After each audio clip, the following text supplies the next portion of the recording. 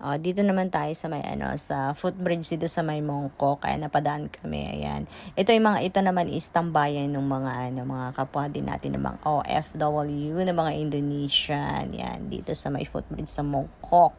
Ayan, kabilaan niya. Napakahaba ng footbridge na to.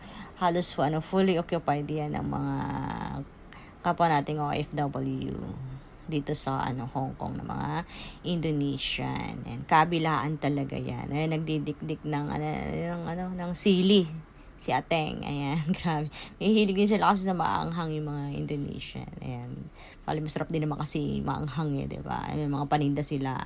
Mga nagtitinda rin sila ng mga Indonesian foods. Ganyan. Siyempre, namimiss din nila yung mga Indonesian foods. Ayan. Di na sila lalayo dyan lang. Di ba? Kaya marami dyan halos. Talaga yung tulay na yan. Occupied nila. Kaya may mga nagpapamassage din. Gano'n may mga services din dyan. Yan. Halos mga Indonesian yan. Walang halo. Kumbaga, puro sila lahat. Ganyan. Diba? At makikita mo sila. Diba? Ang dami talaga. Mga natawag doon. Yung iba may mga yung birthdayhan na rin siguro. Diyan na rin sila nagpa-party. Ganon. Minsan may mga na rin dyan. Mga nagkakantahan. Ganon. Meron din kuminsan nagsasayawan, may matugtog sila, gano'n. Diba? Nakakatawa ko minsan, mapapainda ka nila, di makatugtog din nila. Ayan, meron ding in-chick yan, si Kuya nagkakanta, tapos yun. Parang yung mga street singer na kumakanta, tapos yun, maglalagay ka ng pera. Gano'n. Tapos ayan. Diba? Marami din. Hindi lang mga Pinay yung gumagawa nung naglalatag-latag. Ganun. Ibang lahi din. Diba? Tsaka malinis naman. Tsaka after naman nilang after naman na gamitin yan. One day lang naman yan, every day off lang naman yan. Hindi naman every day na naglalatag. Kada day off lang yan. Ayan. Mayroon doon nagpapahilto. Ayan, si Ateng. Sige, may concert. May sayaw-sayaw na doon.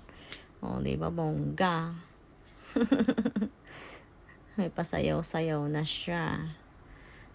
Ayan. Lakad-lakad lang kami. Talaga, sumakit yung paa namin diyang kalalakad eh. Ayan, hanggang sa makarating kami doon sa may MTR station. After nga doon, dumating kami doon nakakaloka. Diyos ko, lakad uli. Nagdumaan kami ng Kowloon Tong. Ayan, naglakad uli kami. Ayan, tamang pasyal-pasyal doon. Bago kami punta doon sa friend namin. Ayan. Diba? Marami talaga dito. Halos yung babot madadaanan mo talaga. Merong